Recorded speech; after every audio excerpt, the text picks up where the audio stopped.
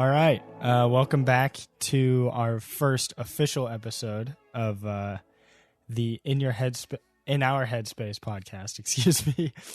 So this one is going to be much more, I don't want to say structured because we're still not structuring anything, but as you can tell, I'm at least doing an intro this time, not doing it in post. And also just kind of taking what we learned from episode 0 and trying to improve this one as much as we can. So we said last time that we're going to talk about the theory of aliens existing. I don't know if you call it a theory. Oh, making statements. Maybe. But, well, and obviously I can't predict what we're going to randomly move on to next time because we went from science, like animal testing and science last time to like the 12th dimension. Let's talk about religion. I vote no. It's a good conversation. But anyways, so who do you want to start, or what are your thoughts on aliens? Like, obviously you think they are out there, and I expressed my feelings on it last time. See, thing about aliens, again, like, from my point of view and the information that I have, I could basically go off of my fantasy about aliens and other people's fantasies and other people's theories and all that stuff. I forgot who I heard this from, but I think they called it like anthill theory. And it was basically saying, like, you know, if there is an alien species that's so advanced that's going around the universe, the galaxy, their galaxy, like, why would they take a pit stop here to be like, well, look at these guys when they're like compared, we'd be like an anthill. Oh, but what if they were? Because how many humans? Some humans still stop and look at anthills, though. That's true. A very few amount, I would imagine, but yes. I don't know. I think I've thought about this theory. It's by no means like, oh, this is the real one, but like I've thought about, I think, like, imagine we are part of another being's science experiment in the terms of, all right, they were studying their universe, right? And they were like, oh, the Big Bang happened. Yeah. And so then they got to the point in their scientific research that they were able to like recreate on a smaller scale a Big Bang to see what would happen. And it's like, by no means like their whole universe. It's like within this thing that they're testing on, right? Yeah. And then they do it, and then all of a sudden they create a Big Bang, and that's where we came from. And then it's like, what if we're like the size of a cell in comparison to their reality? Obviously, I believe less in that. I thought about that one as more of like a little fun thing to think about. But like in reality, time is so warped for us. Like as humans, we've only been around for a couple, 100,000 years or something? I'm shit at history. It's like not even a million years, I don't think. If it is, even if it was a million or so years, like maybe it was a couple million years. I think like, because you start getting into like different species of human, like Cro-Magnon and shit like that. Well, yeah, and like even the earliest stages of mammals. And it's like, even that hasn't even been happening on Earth for like a fraction of its compared lifetime, being 4.5 billion years. Theoretically, if you talk to the flat earthers, Flat Earth Society, the Earth has only existed for a couple 100,000 years. Isn't that religion? Is it? Well, I guess it could. Yeah, I'd say that fits in similar category, but it's less based on. It's more scientifically based in terms of they believe it as a science view rather than their faith views. But anyways, beside the point, humans our life has been such a blip in the universe's existence that like And there's the a chance, and the Earth's, yeah, there's a chance that like we will never come in contact with aliens, even if they're out there, because we haven't lived long enough. Hopefully there's some on Mars. Like human lifespan can't even manage to survive getting out of our solar system. That's why we got to be like, just turn ourselves into cyborgs. That's what we're going to do. Or cryostasis. Something like that. We're going to upload our consciousness to a computer. That's totally. I feel like eventually something like that's going to pop up. Yeah, like what we're going to do? Like our current bodies, they're too flawed. Yes. Like being like, take your current body and make it. Yeah, exactly. Like saying like, take your current body, make it immortal. It's like why your body sucks. Yeah, there's not much benefit to the modern human body, if I'm being honest. So like, I don't know. That's why I'm excited. Like, because you know the game Cyberpunk 2077. Yes, I don't really know much about it. I just know there's a lot of hype around it. Yeah, like I really like the concept because this also kind of goes into economics. Like, for example, in economics, if you took the richest dude from like Kings and Knights, mm-hmm. a person working at McDonald's probably has a better life than they do. I'm not even kidding. That makes sense. We have toilet paper. They could take a hot shower. Their options were way more limited. They have like unlimited access, or not unlimited. Like they have a lot of like access to information through the internet. Yeah. Like comparatively, like that king from however long ago is the richest. You know, is living probably the best out of the people relative around him. Mm-hmm. But now we could take someone, quote unquote, like a commoner, peasant, or whatever, and they'd be living better than that king right now. In our society. It's just the scaling of it. But wait, so what about Cyberpunk? Yeah, so what I find cool about the whole society in that game is that everyone's like part machine now. Mm-hmm. Like enhanced or like yes, there's people that are cyborgs. I'm assuming there's also like full biological humans, but a huge part of the game is like futuristic. People are cyborg. Some people are just, or not, they're not even people. They're just machines that are androids, just full robot. Okay. Yeah. But what I like about it is like, in some of the trailers, they have like, it's like this girl and she's looking at a mirror and you can only see like the top half of her face. She's like doing her makeup, but then it zooms out and she's like half robotic. She's like missing her jaw. And what I found crazy about it in terms of looking like a beauty standard, like, when you get this advanced where you can start doing machinery, you could actually like start applying math, like a 618 ratio to your face. Like you could basically turn yourself into whoever you want. And that's what I kind of like about looking at the game, is that there's a lot of quote unquote like attractive features on people, and they're able to do that not through like how we do. It's like hard, like, you know, like if you want to look good, you exercise. Yeah, now there's obviously drugs you can take and stuff like that. But again, that's what I found so fascinating, because in order for you to receive, like, you know, you want to look good, you want to feel good, you exercise, blah blah blah. You physically look good, you physically feel good, or mentally feel good. But when looking at what the future holds, you know, people don't want to wait, you know, months, weeks. They don't necessarily want to work hard for a particular thing. Yeah, it's instant gratification. Yeah, and it would be a lot easier, for example, if you want to do like a beauty thing, if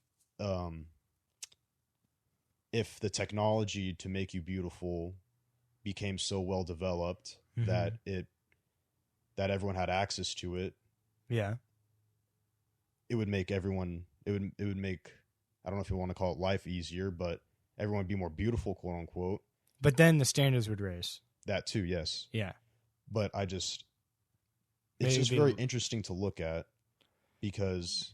So you're saying, like, in this game, I just really like the concept of having that stuff applied. I don't know, just like in a video game, because like it's something to think about. It's something to think about. Yeah. And I'm sure I was talking about this because we were talking about going to space, our imperfect bodies, which is probably why I talked about it. Oh yeah. Like our human bodies couldn't handle not living on Earth. Yeah, and like, so when I was going back to like critiquing our bodies, and saying like, I think the goal would be not to make your current body immortal, or however you want to put it. It would to figure out a better way, a different way, rather than just doing your current body. Yeah, and so we were talking about uploading your consciousness into a machine. That'd be weird. And you've heard of the Neuralink, right? I'm pretty sure I have. Elon Musk's I've heard some stuff about it. Yeah. What are your thoughts on that? Because in my opinion, I don't know much about it. I don't really either, but I just know that I don't want to be one of the beta testers. Yeah, see, and that's the crazy thing. Maybe we're,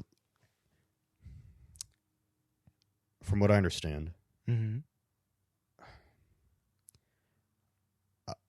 I believe that in terms of technology, we grow exponentially.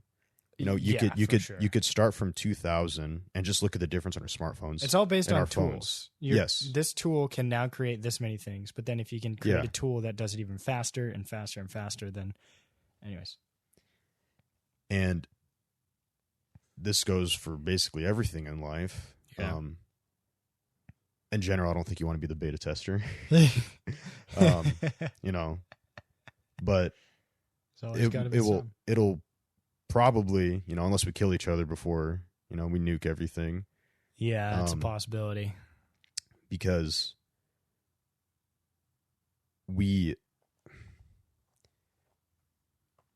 the first stages will always be the roughest. It'll all like, those pictures when it's like, look at this hard drive from like the 19s, whatever. That's like, I don't know, like half a gigabyte. And it's fucking huge. It's like 400 megabytes. Yeah, and it costs like a fucking fortune to just get it. Yeah. No, that's probably how it's going to be in the beginning, where it's really inefficient. It barely fucking works, but it works. Yeah. Yeah. And you just There's have so many problems. Yeah, but you have the crazy tech enthusiasts that are like, oh, I got to do it. I got to do it.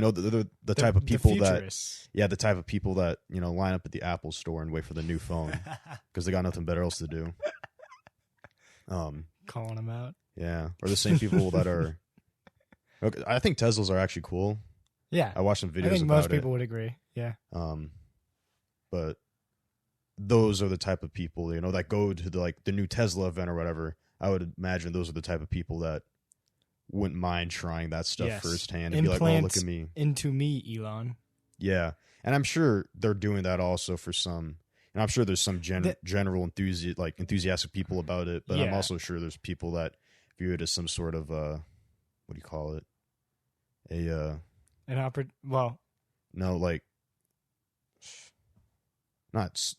doing it for like social reasons. Oh, okay. Like, oh, I'm the first one to do this. Yeah.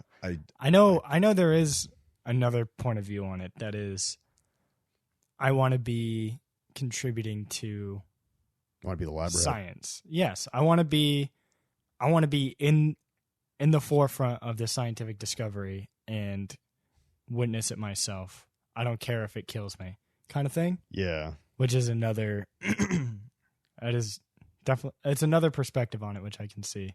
Yeah. I know ethical wise, people really hate this stuff because testing on human bodies and stuff. Yeah. But also when it comes to, oh my God, what's the word? I've talked to you about this before. What's like the gene editing stuff?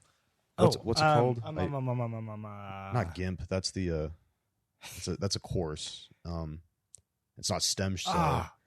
You and Cameron were talking about it. Yeah, we talked about it a lot. The gene editing stuff.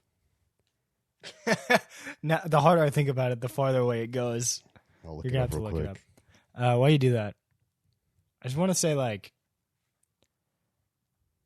at what point do we CRISPR, yes. At what point do we become, I don't know, like what, there's got to be some sort of rebound to our, because we're in the information age, technological revolution's like crazy. Yeah. And at what point do we face the rebound of that, where we've been going on 20 years now, even a little bit longer in 20 years. So you're referring specifically to like a negative consequence? Yes, but I don't mean it in like a Great Depression type negative. Yeah, I mean it in just like, where's the flip side of all of this? Yeah, I think that's some of it right now. I'm not studying this, obviously, so I'm just going off of, what I think and what I observe, although my viewpoint is very narrow to what it could be. Right. People's social interaction is what pisses me off. And I would imagine, I've read books, I've listened to some lectures from people before our time, before smartphones, that talk about stupid people. Those seem to exist since the beginning. Yes. But what bothers me a lot is, I forgot, Jordan Peterson talked about some of this. I don't think he's the one that coined it, but he said like current America is like a 13-year-old girl's fantasy. That's what everyone's living right now, a 13-year-old girl's fantasy. And go on. That's what pisses me off, because a lot of people that I talk to, girls and guys, they have this fucked up, annoying viewpoint of how the world is from whoever they're following on Instagram, because they just see pictures of these people doing these things. Yes. And also, maybe a bunch of people I just know are not socially awkward. Like, people are just fucking weird, man. Okay, here's like, something we could transition to that is weird on that point. The NPC theory. Yeah, was that the one where it's like you don't have an inner monologue? Was that NPC theory? Yes, that's part of it. So, something that not everybody likes to think about, because it is sort of. I'm still not fully behind it, because I'm in and I could be completely wrong for doing this, but I've been like, I hold people in a higher light. And I've been I've been let down, because I'm like, there's no way you're that fucking stupid. I was like, oh no, you're that fucking stupid. And so I didn't mean to cut you off, but no, you're good. That's like, I think it's a fun idea. I'll say that. Yes. I certainly enjoy it. It's an interesting one, and I'll get into it in a second. But like, it's more in the nihilistic side of like negativity, but it's interesting. It's like, so the theory is, there's people out there who don't have an inner monologue.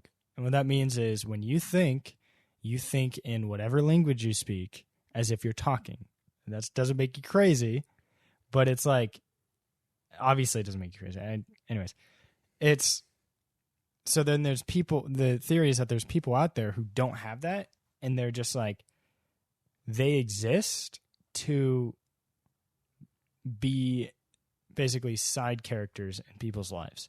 So, like, an example is like, don't take this the wrong way if you fit into this category. This is just an example.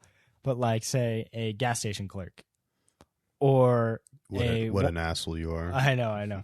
A Walmart greeter, I guess. Like, these are definitely jobs real people have. Sign holder. Sign holder.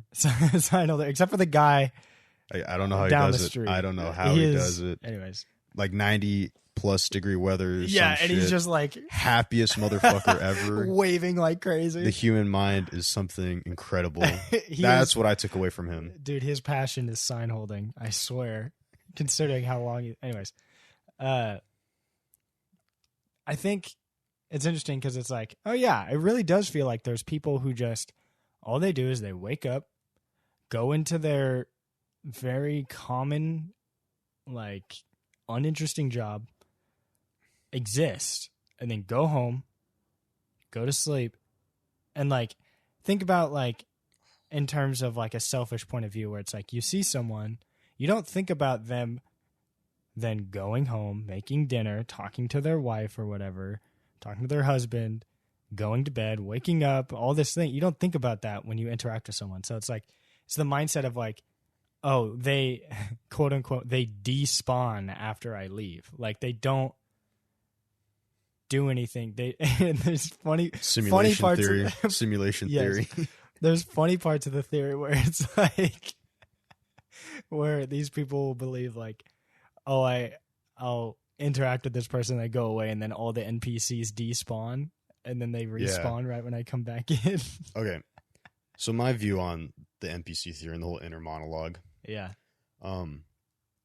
I think it's right to a certain degree, but I definitely think it's over exaggerated. Yeah. For example, some Greek dude who said this, something along the lines of, here it is again with the Greek dudes. I know they said everything. Jeez. Like it's like the idiot, like, or the common man,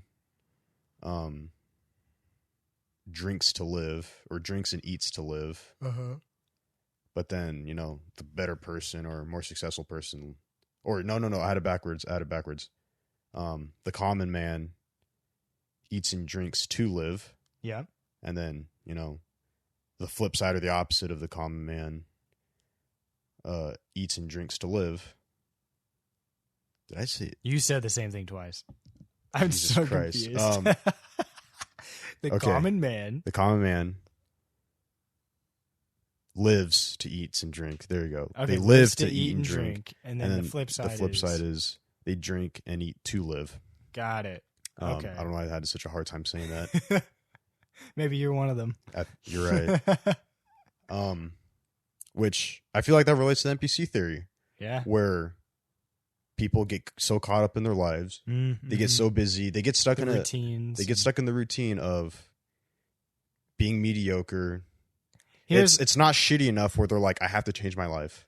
Here it is. It's complacency and getting comfortable with where you're at and not pushing to the next level. Yes. And here is a word of advice from a very inexperienced in life 20-year-old. And I know I don't understand it beyond my age. You're a kid, you don't know anything. Yes, but at the same time, it's almost like you got to keep that fire ignited, and you have to look within yourself and understand like why you do things. Why are you working where you're at? Oh, it's because it's been a successful career path. You've worked your way up the ladder and you're making good money and supporting your family. That makes sense. Okay, what are you doing that isn't work though? Spending time with your family. Fantastic. Do you have personal projects? Do you have things you can do that aren't the constants in your life? It's like perfect example is like this podcast. This is like an extra thing on top of my normal life and my normal schedule. So it's like, and it's harder to do the older you get because you get less and less time with work and kids and responsibilities. But it's also like, there's got to be at least a shred there where you've got to have the ambition or the drive to like try something new just once. It doesn't have to be the same thing consistently. It could be like, oh, I'm going to go do this today. Oh, I'm going to build a shelf. Oh, I'm going to go and experience this new thing. And it's like, I think that's very important to help people with just becoming stagnant in terms of like even just mental health, and becoming like less trapped in your own head, and being explorative with what you can do, because you only have however long, and you die tomorrow. Exactly. Like it's I'm totally not like a full on like embracer of live life to the fullest every day, because I don't do anything most of the time other than like creative work. But yeah, it's still like a matter of you doing something other than just like existing. And I think that's where the basis of the NPC theory is. There's these people out there who get on their routines and their schedules and they don't break from them, and they just exist within that. Wake up, eat food, go to work, eat food, work more, come home, make food, eat food, interact for 3 hours with the people I live with, go to bed, repeat. Yeah, Charles Bukowski has really good poems on that.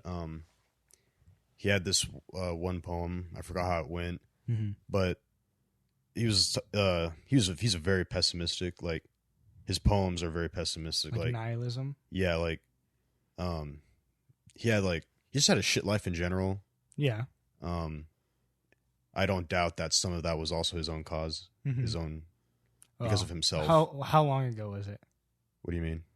This person, like, when did they exist? Oh, I think he died like 1970. I don't remember. Okay, or so he probably lived through the Depression and stuff. I don't know my history very well. Okay, that's okay. I'm not trying to call you out, but I'm just saying, like, that might be a reason.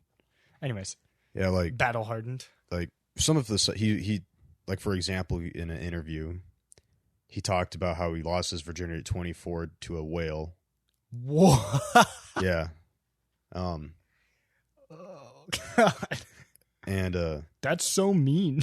Yeah. And he definitely had a drinking problem, smoking problem. He drank so much. In another interview, he was talking about he's like with like some other girl. I think her name was Jane.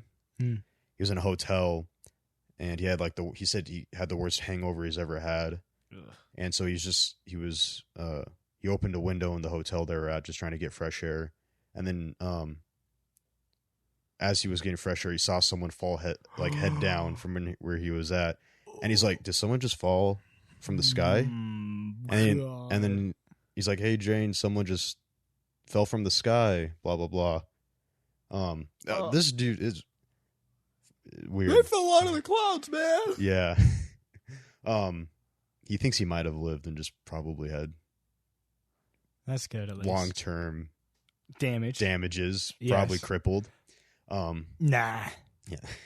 I'm surprised he didn't die, honestly, because he went head first. Yeah. But anyways, he has a poem, and it talks about the common man and how they're mediocre and everything, but how that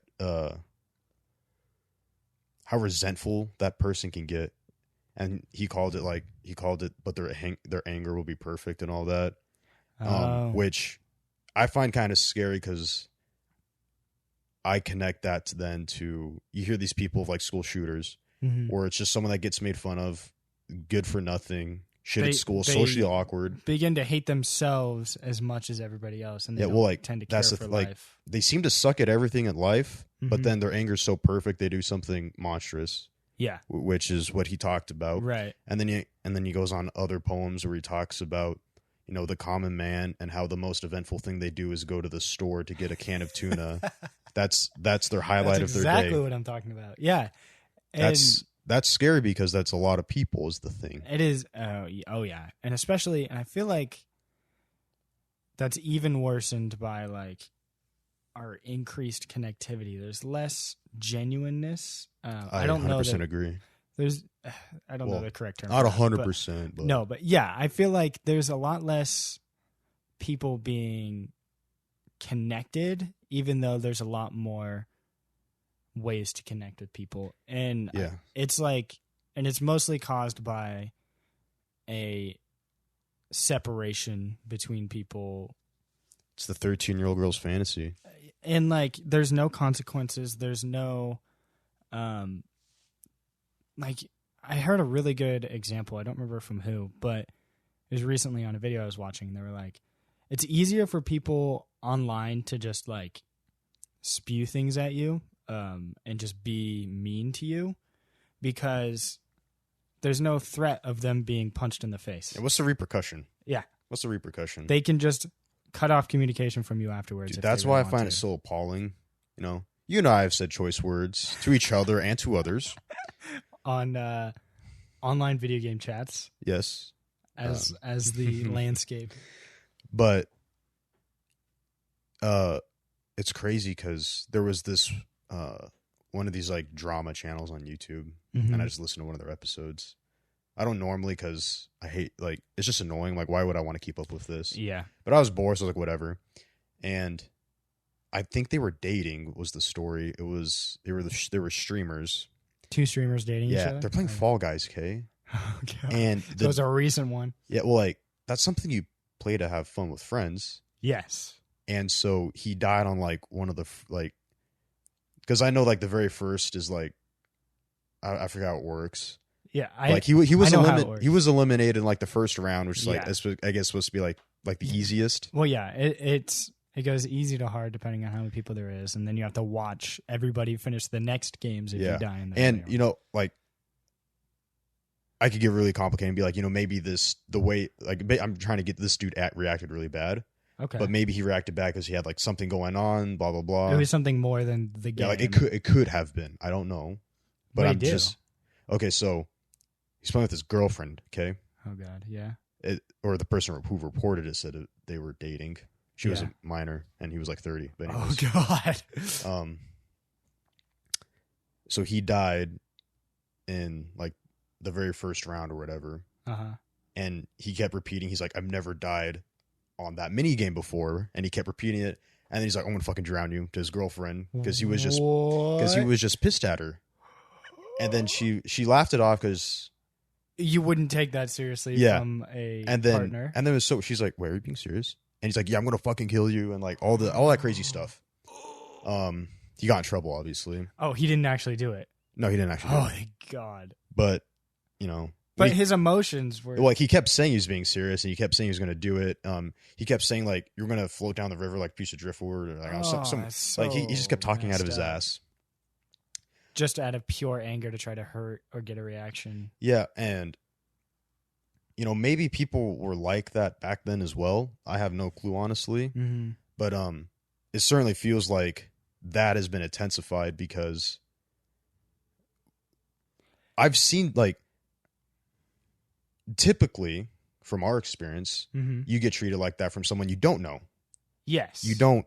But someone who has no connection to you. Yeah. Yes, but to think like, you know, kind of like, I would imagine this would apply, like another Greek guy.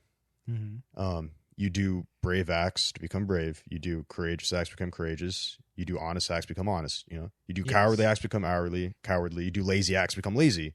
Yep. And so I'm sure, you know, you'd be a toxic, you continue to do toxic actions, become a toxic person. Correct. And so I would imagine then, you know, simply by being a piece of shit to someone else and constantly doing it, I wouldn't be surprised if that would bleed over into your personal life. Oh yeah. If all you're doing online is yelling at people and putting them down, chances are in your normal day-to-day life, that is your reaction to people when they piss you off or when they make you upset. Because no, they're not doing it all the time probably, but like they're probably that person that acts neutral and then you do something that annoys them or they don't like, and all of a sudden they start going off on you and telling you all these toxic things. And it's like, I don't know how that would necessarily come from specifically social media / internet / video games / just online communication in general. I think like that mostly to your point is it's less so about the vehicle that they're using. It's more so about the fact that they're doing it all the time. Yeah. And I'm sure, it's crazy because, you know, like let's just say he was playing a game before he was talking to her, and he was already pissed off. Yeah, and it takes like something so minor to just tip it over and like have the bottle fall, and for that reaction to come out. But again, my crazy like, I don't think I've ever gotten to the point where I'm like telling someone that I personally know that I'm going to kill them. Oh, God. No, you know what I mean? I don't think you have, Jay. I don't think I have. You're not that broken and destroyed inside. Yeah, well, like, and I wonder if a lot of this has to do with being like desensitized. And I'm sure there's I would imagine there's a difference to what boys are typically desensitized to and what girls are desensitized to. Yeah, based on, at least in American culture, yeah. Yeah, that's a good point. I don't know what the fuck's going on outside of America. Typical in typical American fashion, we don't know anything else. I'm a typical dumb fat American. I don't know anything. That's one thing I also hate about social, because it seems like the stereotype is right now. I don't even know if it's probably just truth, honestly. Like, for example, like, you know, guys typically play the games. Yeah. Girls typically are on social media. Right. Obviously both. Obviously, there's guys on social media, and I think the girls playing video games is a little harder because like there's a huge thing going around right now that like it's harder for girls to even start playing, at least when it comes to voice chat. It's harder for girls to start playing video games with groups of guys because it's a very gatekept thing. Like, again, gate kept. Yeah, like I'm also kind of fascinated. Like, it's such a weird culture, in my opinion. Like they act like fucking monkeys. Put it simply, yeah, they really act like monkeys. It's literally like male monkeys. When a female shows up, they're like, "Who? Female?" Or they're so like there's such a dark pit in the bottom of their soul that they're like, women. Yeah, it is. Yeah, they're. It's so crazy. I feel like there's a high chance it's either going to be the simp type, yeah, or it's going to be the like fully red pilled like. Oh no! Okay, so there's crazy. What is it? It's the simp and the what's the I literally just had. I should know, but I don't know. It's the incel. Incel, yeah, incel. Those are the two lingos. Like, but it's so crazy because, at least from my experience, that's how. And this is a generalization, but we're allowed to do that since we're within this. Yeah, we're in demographic of people. Yeah. I see it happen a lot. Like, like, it's a rarity to see someone act normal. When a girl's here's the thing, like, a guy joins a voice chat, like 80% of the time no one says anything. Like they don't even reply to the person. It's usually you talking to yourself. Yeah. Like you say something and you're like, oh, I guess I'm just a dumbass because I'm talking to myself. No one's replying. And then like a girl's like, hey, can I do this? And they're like, hello? Oh, who's that? Oh my God. Oh, it's a girl? Oh my God, you don't know how to play the game. And it's like instant, like, and okay. Very exaggerated and generalized, but at the same time, not really. It's one of those situations where it's like, it sounds, what? It is the 13-year-old girl fantasy where they're like, if I talk to this girl, she will be my wife, or whatever the fuck's going on in their head. Yeah. That's what they're doing. Yeah. Or they're playing the 13-year-old girl fantasy. It's a lack of attention, and a lot of the time it's self-inflicted by these people who choose not to. You think they go outside? Go outside. Yes, exactly. And they're not encouraged to go outside by anybody around them. I think that's the worst part, is like, whether it be the parents or even that person's friends or anybody, literally anybody around this person isn't like, hey, we should go do this. And I don't think it's productive to be like, hey, you go outside, because you think, if they don't have the motivation to go outside by themselves, what is you telling them to do that gonna do? It's more it's more of an appealing offer for someone to be like, hey, you want to go do this with me? Hey, we should go do this. Like, inviting them rather than demanding them. And it's just, anyways, that was like a little side tangent. So as I was saying, for guys at least, like the toxicity just seems. It's just crazy how so many are toxic. Yes. And I feel like video games really did contribute to it. Video games, like, social media, lack of consequences in general. Yeah. It's. And so I wonder if it's like, for example, like, one thing that also pisses me off, and I see this happen all the time, it'll be a group of like, I don't know, 4 girls, 4 or 5, however many. Yep. Give me 2 around our age. Yep. They're out at like a restaurant and they're looking at their fucking phone texting. Yep. And I'm just like, here's my perspective on it.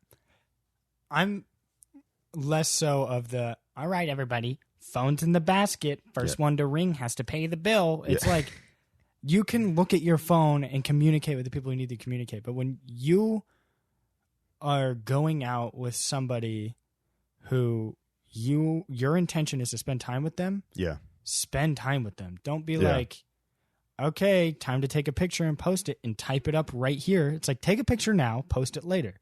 Oh, like, I do agree. Like, I do think it's important to have your phone on you because it's such an important, like, it's a good tool for communication. It really is. Emergencies, like, all of that I totally get. But, like, you don't need to be hanging out with one person and then be simultaneously in a full-on conversation with someone else. You're not regulating yourself, which, again, like, literally applies to, like, everything in life. Like, moderation. Exactly, moderation. Like, if you drink every fucking day, you're going to have a problem. Yes.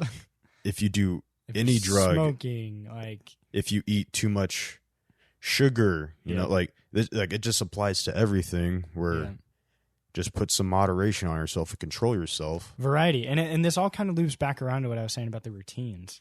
Oh, yeah. People get in these routines, and then they're like, they don't want to leave the routine.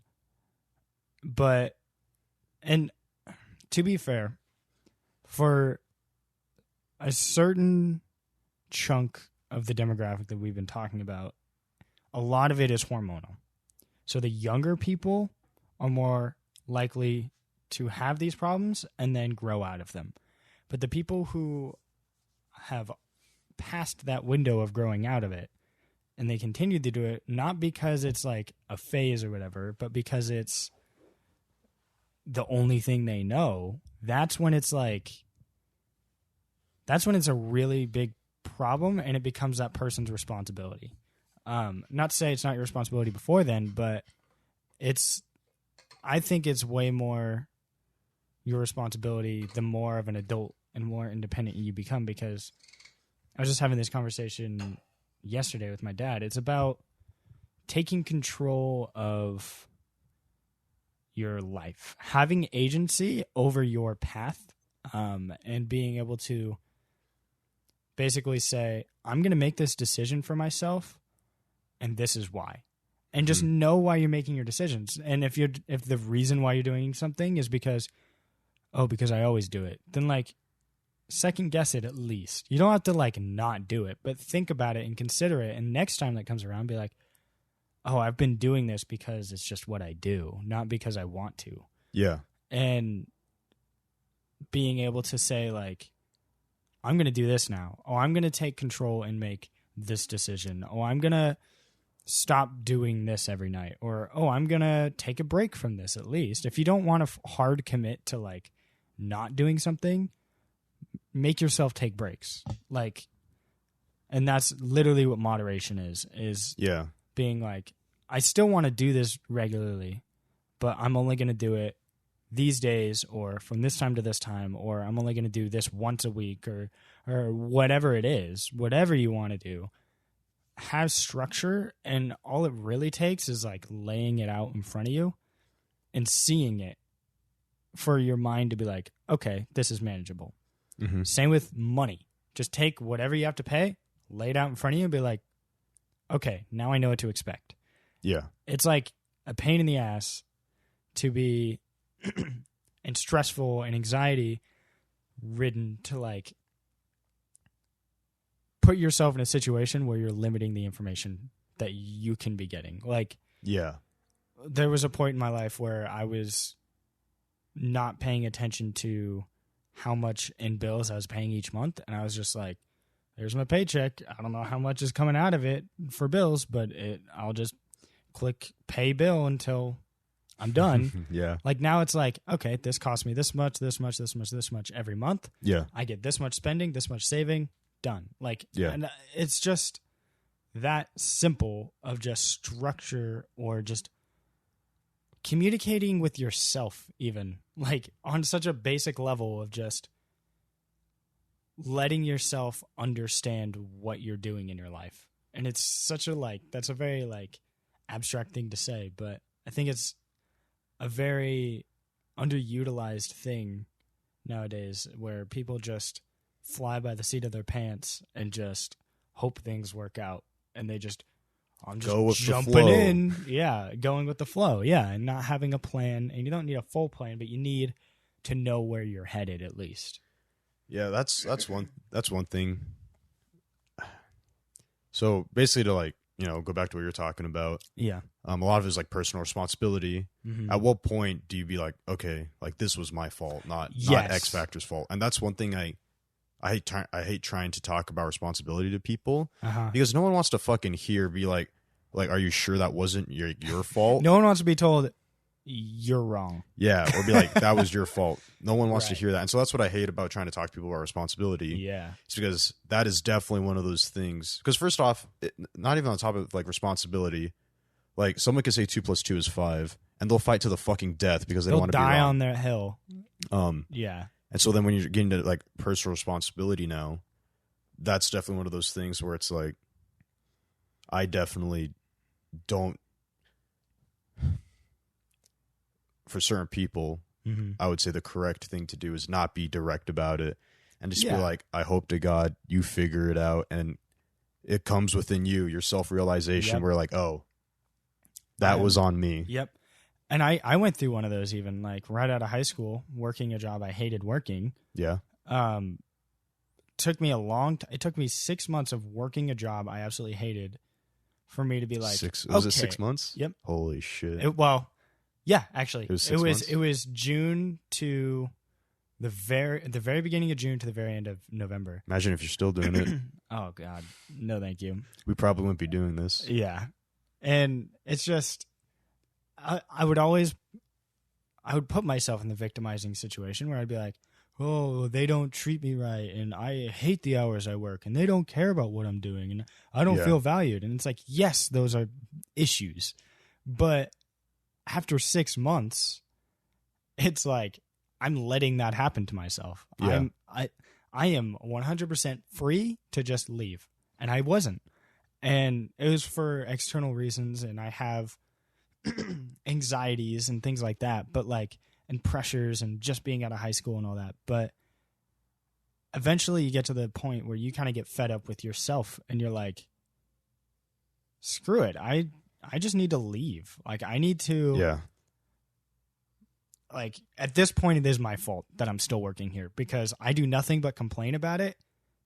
And yet I clock in every day. Yeah. You complain about it, but then you don't do anything to try to fix it. Yeah. And then that's when it hit me. I was like, okay, I need to start planting the seeds for my future, at least now, and just start moving towards it, like move towards the light at the end of the tunnel. And it didn't happen immediately. I quit and then worked at some other place and broke my foot. Like it took me another 6 months after that for then, and like multiple disappointments in between before I got to where I was wanting to go to even get started on that path, because it was like worked 2 other jobs, both jobs treated me like crap, and like and then I was like trying to do things on the side, and then I kept getting like flaked out on, and like there was nothing working out.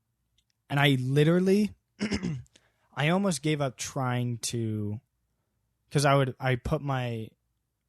into video editing, and I put my, I guess at the time, what my portfolio was, and I put together a reel and all of that. And it was all high school stuff, and it was all personal project stuff, so it wasn't anything like super impressive, but I put it out there anyways, just as something. And then I'd go on these websites, and I'd be like, oh, this person needs this done. I'm going to see if I'll apply for it and see if they'll accept it. And then they'd accept it, and then just not give me the footage to edit, and then I'd just be ghosted.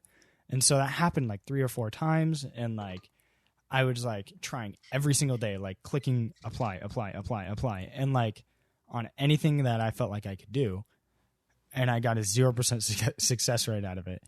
And after 6 months of that, I was like beaten to the ground, like it's not working, I'm doing something wrong. And 2 weeks later, I got messaged by like my current employer that I've been working for a year now on the path that I want to be. And it's like, it's totally that like that Facebook, like classic, like Facebook meme where it's like the guy who's mining and he's like an inch away from like the treasure, and he's like, oh, going home. Yeah. Like, Anyways, it's so cheesy. But it was essentially that, where it's like I almost gave up when I shouldn't have. And if anything, that's like a testament to like, it's cheesy, don't give up, but like at least don't stop trying a little bit. If you just abandon something, you are guaranteeing 100% that it's not going to happen. And if at the end of the day, if at least you can say, I did my best, I tried. I at least tried to move forward. Honestly, that's all you need. You don't need to beat yourself up that you didn't get to the destination right away. It's like just based on pure odds, you're going to reach for the thing you're going for. Yeah, like, so going back to what you said, like the light at the end of the tunnel, Mm-hmm. because what other people do, as we were talking before, they get stuck in a cycle where they're not even moving towards it at all whatsoever. Yeah. But if you take tiny steps, you're at least making progress towards the light. Yeah. Where other people, they're not making any progress, and maybe some are even backtracking. Yeah. And getting farther away.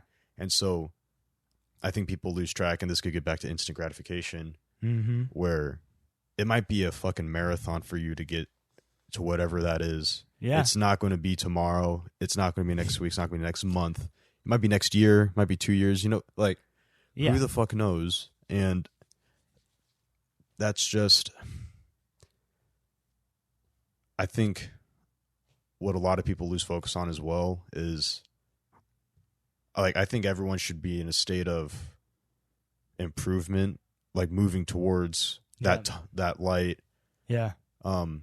Because improvement's improvement. You know what I mean? Yeah. Like, at least know your next step. You can't take that for granted and be like, oh, it was only this. It was like, at least it wasn't zero, or at least it wasn't negative, and you were like, oh, like, I'm farther than where I started. Yeah. I think, like, you don't need to, and I think it's intimidating to be like, I'm supposed to plan out the next 5 years. I don't know how to do that. And it's like, you don't have to. Just, you're on your track to what right now? Like, what are you moving towards right now? You don't need to necessarily know what's next until you cross that bridge, but you need to know what you're moving towards now.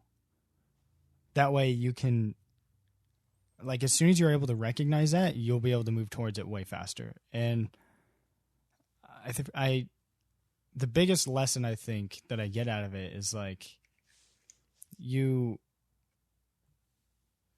can't be complacent. And I said this at the beginning, but, like, complacency is where all of it stems from. It stems from, like, you being like, okay, I don't want anything to change right now.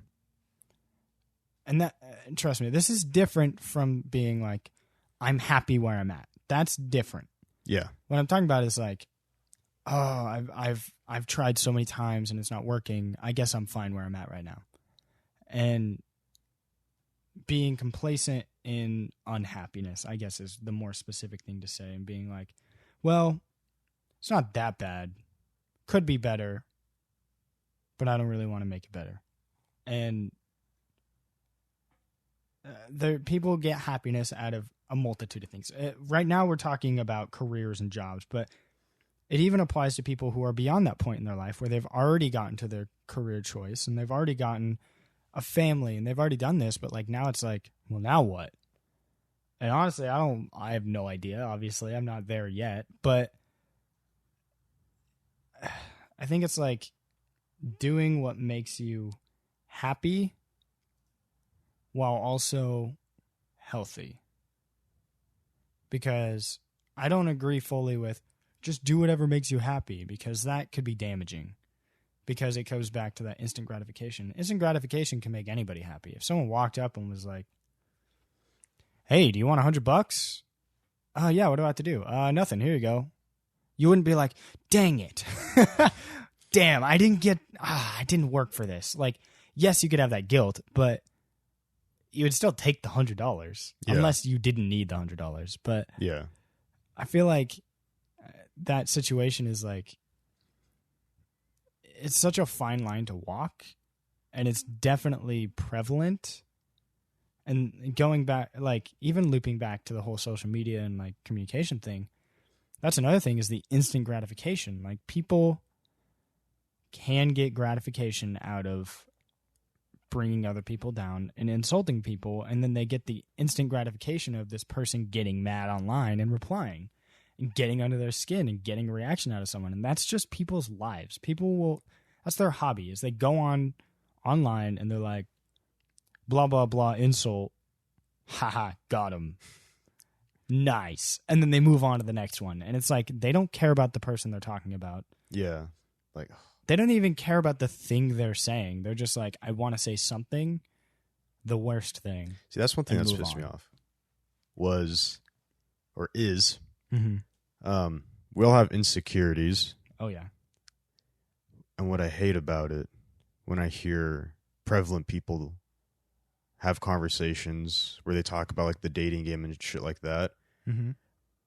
At least in my eyes, they're like, oh, don't wait 30 minutes to respond. Do like all this play the game. Yeah, play the game. Annoying. And so I feel like this is how I fucking view it, and I could be wrong. Mm-hmm. I'm just like, I feel like they're making it more complicated than it needs to be.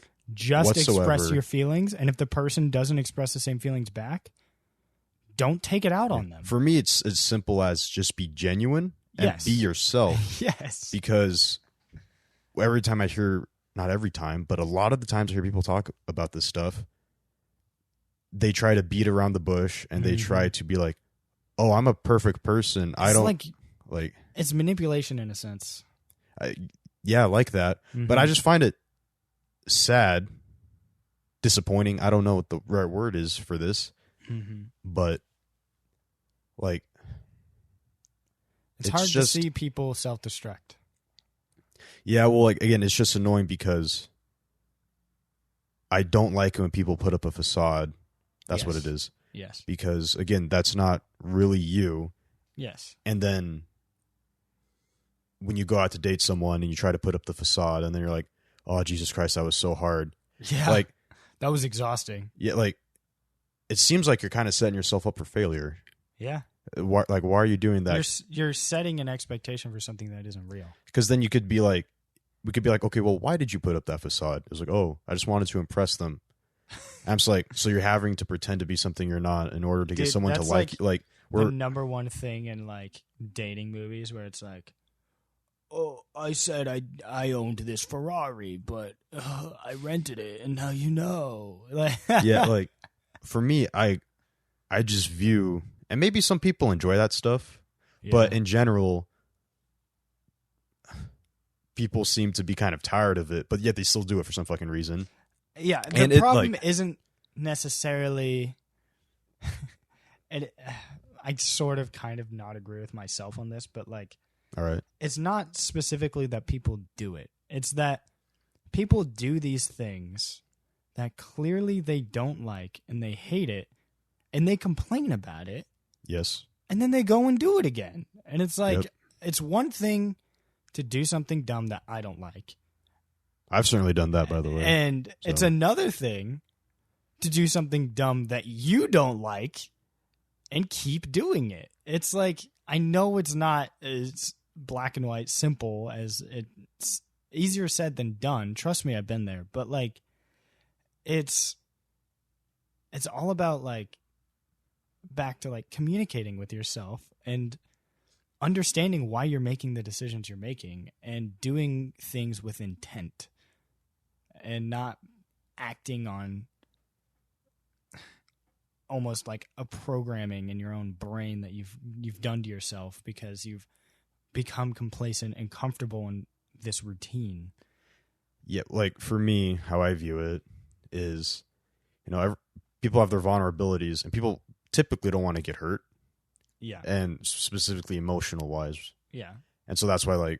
Some people probably put up these facades because they put up walls and distance themselves so they don't get hurt. But I feel like they're missing the whole point is that you're and maybe people don't want to find a long-term partner. But how I view it is the whole point is you're trying to find a long-term partner so that, maybe they could help you during the time you need help and vice versa. You help them when they need help rather than trying to, again, put up this facade of, look how good my life is, look at all this cool stuff I'm doing. But then secretly you're just like, you're on the brink of suicide, for example, or just something like drastically insane, or you have like a drinking problem. Yep. You have like a cocaine addiction, like addiction in general. Or maybe you're anorexic because you think you have to like put up this image, so you start starving. Like, there's just so much stuff that so many people have so many different problems. And it's all society based. That, well, and then this comes back to you not wanting to get hurt because you're like, oh, I have this problem, but I don't want people to know. And you like, I'm not saying go out and be like, yep, I'm insecure about this. I'm not saying that, but I'm saying everybody has their demons inside their own head, and a lot of times with insecurities, you don't get over them. You can understand them and you can fight back, but at least speaking for personal experience, things that I'm confident about, I still have insecurities about. It's just they don't control my decisions. Like people get imposter syndrome. Yes. Where they're like, oh, I made it, but I feel like I don't belong here. Yeah, exactly. Or I didn't earn my way in or whatever. But at the end of the day, it's like, it's all a battle within your own head, and being like, your biggest enemy is yourself in all reality. Like, so many things are like, one of the things that motivated me in high school was like, and this, I don't remember if I heard this or I had just really started thinking about it more. Like, while you're over here worried about what everyone else is thinking about you, they aren't thinking about you. They're thinking the exact same thing about what you're thinking about them. So stop worrying about it. Like, people are going to think what they're going to think, and if they feel they need to vocalize it, that's their problem. They're going to face consequences wherever. You don't have to be the one giving them the consequences, because someone may stick up for you. Like, don't expect it, but at the same time, yes, stand your ground and stick up for yourself, but don't create problems just because you got offended, because they struck an insecurity. Like, sometimes you just gotta like, okay, well, that was annoying and mean, but I'm okay. I survived. Like, it was words, and I know words are very hurtful, but again, what the words are doing is getting in your head and stirring the pot. Like, I don't know. I think when you're so worried about how other people view you, and you're unwilling to commit because you don't want to be hurt because you've been hurt before, which is understandable. But think about it like this, in a more simplified term of a pet, whether it be a dog or a cat or a fish or whatever you were attached to as a kid. If you had a pet, you would get a pet. The pet has a shorter lifespan than a human. The pet would die, pass away. You would be very upset and very hurt, and in cases damaged or whatever. But then you'd be totally open and willing to getting another pet that will inevitably pass away in your lifetime. And you will have to go through that exact same hurt again. It's no different from committing and loving someone and being hurt by it once. You can survive being hurt by it again. Yes, it'll make you a little more calloused and a little more distant at first, but distance to the point of the detriment of the other person is like not fair to the other person. And it's not fair to really any relationship in your life where because you've had one experience, you're reacting this way. It's okay to have it's natural to be sensitive or react in that way, but the maturity level of it comes when you recognize it and you reflect on it and you go, oh, I'm acting this way. I'm acting A because of B. I can either work on it. I can now make the decision to work on it, or think, okay, this is a healthy reaction. I will continue acting this way. And I think all it takes is that inner dialogue, going back to the NPC theory, all it takes is that inner dialogue, that communication with yourself to then be sound in your decision and not be insecure in your decision. Like, knowing why you made your decision is like half the battle with insecurity. It's like when someone calls you out and like, why are you doing this? And you're like, I don't know. I just, I did. Then, like, that's a sign of you not being secure with your decision. But then, and I am aware that I am making, like, it's a way more complex situation, but in the best communicative terms I feel that I can come up with at the moment is, like, you have to live with intent to be able to be secure in yourself to where other people can't have full control over your emotional stability.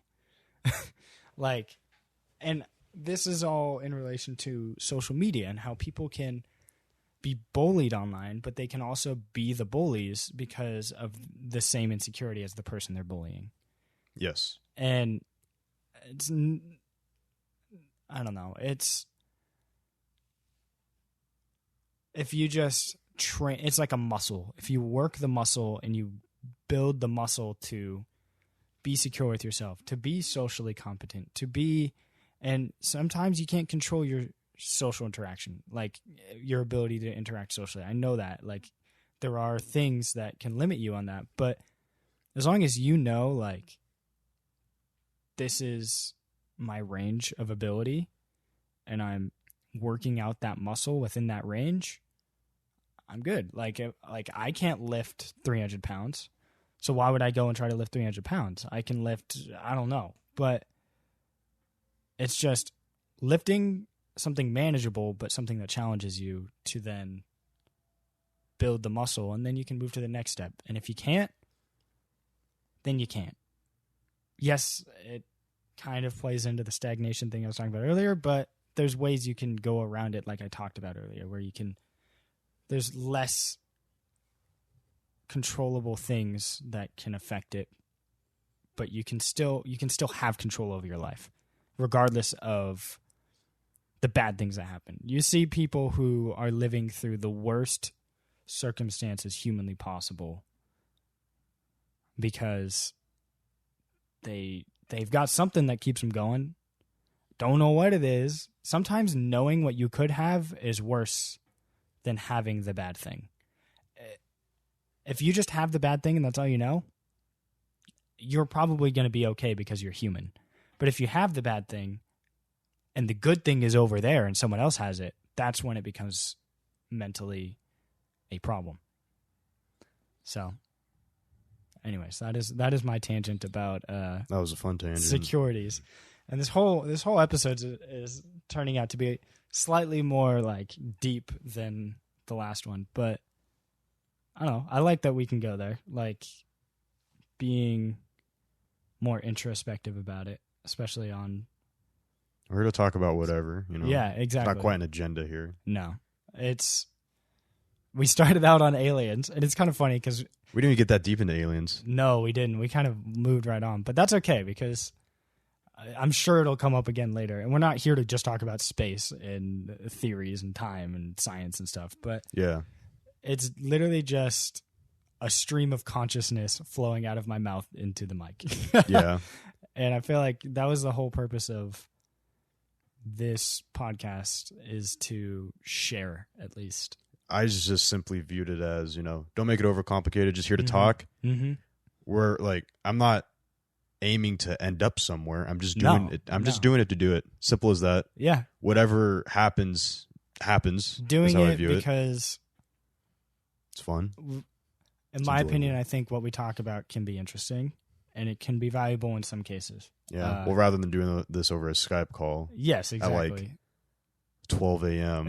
Yeah. We're doing it here. Yeah, exactly. And we can share it with people for whoever wants / needs to hear it. And even I may even need to hear this later on down the road, and I have it now. Like, that's the other value of it, is if I want to revisit a really interesting conversation that we had, I can. And anybody else can. And it's just an attempt to provide without an expectance of anything in return. I wouldn't care if we didn't get really any traction with this podcast. I wouldn't either. But I would still want to do it because I'm doing it for ulterior reasons. I don't know. For me, I just enjoy talking. Yeah. Well, specifically about stuff like this. Mm-hmm. Because in public, I don't talk that often. You don't want to empty talk. Yeah, small talk. It's boring. Who cares? Yes. So, anyways, I think we've hit a little over an hour. A little over an hour? Yeah, I think I'm going to cut some stuff out. Nothing like, I don't think I'm going to do it as severely as last time. Okay. I really like the direction we went like the whole time today. But, yeah. So, I already know what I want to talk about next podcast. So. Perfect. Do you want to tease it or do you want to hold on to it? I still want to get back into CRISPR. Oh, yes. Okay. Yeah, we'll next time. We'll talk about that next time. Because we said it. I remember. Yeah, I think I said it once. I said it once. You were gonna say it, and then you forgot the name, and then you looked it up, and then I was in the middle of talking at that point. And then we just went along with wherever we ended up. Okay, we'll talk about CRISPR next time then, because I'm interested because I don't really know much about it, so I'll probably learn some stuff. Cool. Yeah, thanks for watching. I guess I could start advertising our stuff a little bit. We have a Facebook page. If you are interested, you can like it. We have all social media, so Twitter, Instagram, and Facebook, obviously. And then on the video, if you want to just give suggestions, if like, I don't know, if you disagree with something we said, I think it'd be interesting to hear an opposing point of view, to just have a discussion. Nothing's like meant to be antagonistic or attacking. It's just an honest, I guess, dialogue. So yeah, anyways, anything you want to say before we go? No, I got nothing. All right, cool. Well, thanks for watching. We'll see you on the next time we talk about CRISPR.